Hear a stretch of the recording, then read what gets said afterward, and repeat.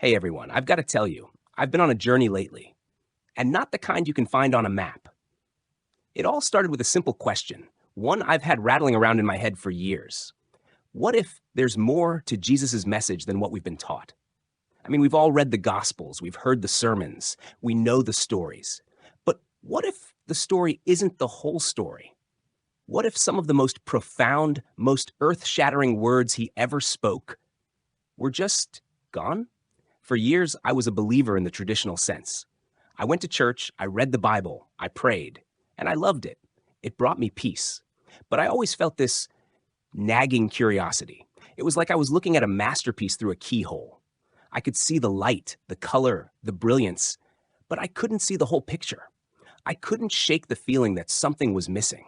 And then I stumbled upon a piece of history that blew my mind.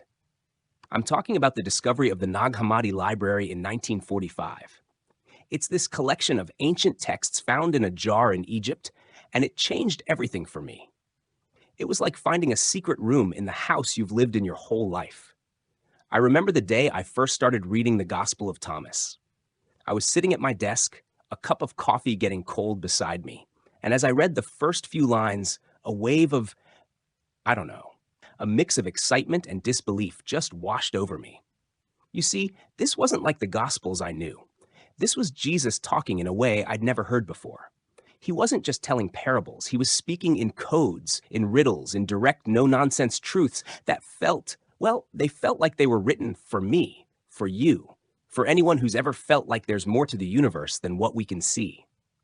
And as I went deeper, I found it. I found a collection of his sayings that were so powerful, so paradigm shifting, that I could immediately see why they were left out of the official Bible. They weren't removed because they were false. They were removed because they were dangerous. They were removed because they turned the traditional religious narrative completely upside down. It's about a journey, my friends. A journey that begins with a single question. What if the kingdom of heaven isn't a place we go to, but a state of being we can already access? And what if the very first step in that journey is realizing we've been looking in the wrong place? This isn't about being disloyal to your faith. It's about deepening it. It's about remembering a part of Jesus that was intentionally forgotten. So let's start with the first of these incredible sayings, shall we? It comes from the Gospel of Thomas, a text that was buried for over a millennium. It's so simple, yet it holds the key to unlocking everything else, and it completely dismantles the entire search for the kingdom. Jesus was asked, "When will the kingdom come?" And his answer is just pure brilliance. He said, "It will not come by watching for it. Rather, the kingdom of the Father is spread out upon the earth, and people do not see it." Wow. Just wow. Think about that for a second. We've been taught to look up, to wait for a sign, to pray for a future reward. But he said it's already here. It's all around us. The kingdom isn't a destination, it's our current location. And the reason we can't see it isn't because it's hidden, but because we've been taught to keep our eyes closed. We've been hypnotized by the idea of a distant paradise, so we've become blind to the one we're already living in. It's like standing in the middle of a beautiful garden and only seeing a desert. So the question isn't, how do we get there? But how do we open our eyes? This is where the next saying comes in, and this one is the most powerful. It's not just a key, it's the keyhole itself, and it's been hiding in plain sight this whole time.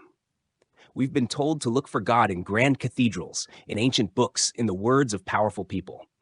But what if the divine architect hid the ultimate temple in the last place anyone would ever think to look? What if he hid it inside of you? I'm telling you, this isn't just knowledge. It's a spiritual technology, and it's coded into you. It's a formula for turning a human being into a divine being.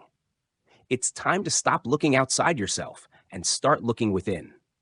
If you're as excited about this as I am, and if you want to remember more of these forgotten truths, then please take a second to hit that subscribe button. Trust me, you're not going to want to miss a single part of this journey. The truth we've been told to forget is just beginning to unfold. And what we find next, well, let's just say it's even more mind-blowing. All right, let's dive deeper. In the last part, we talked about the first forbidden saying, the one that tells us the kingdom isn't a place we have to wait for, but a reality already spread out all around us. It's an incredible thought, right? It changes everything. But it leaves us with an even bigger question. If the kingdom is here, but unseen, how do we open our eyes?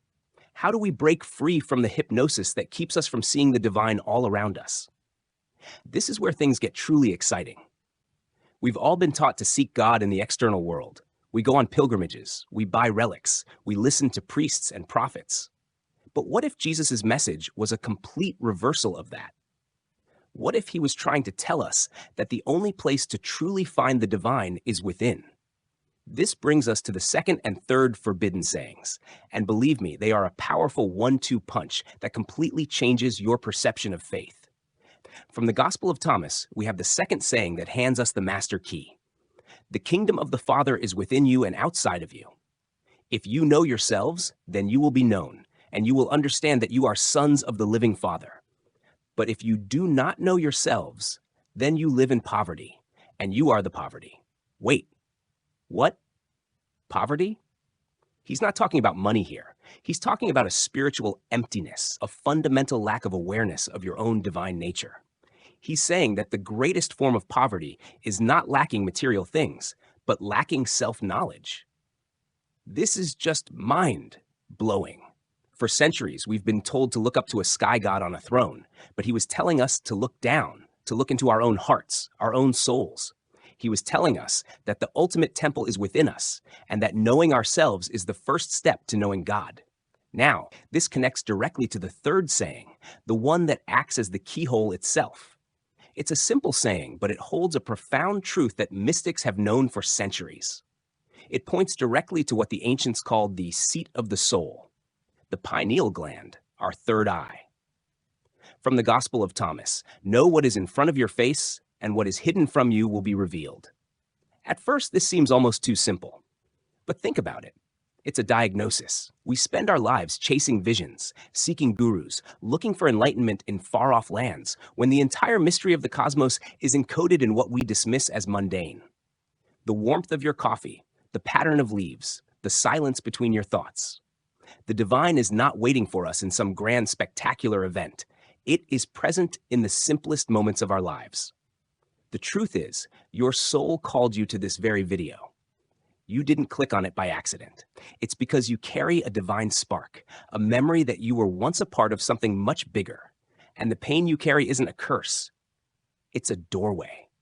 You just found the door, and these sayings are the keys. But here's the twist. It doesn't open by prayer alone. It opens by fusion.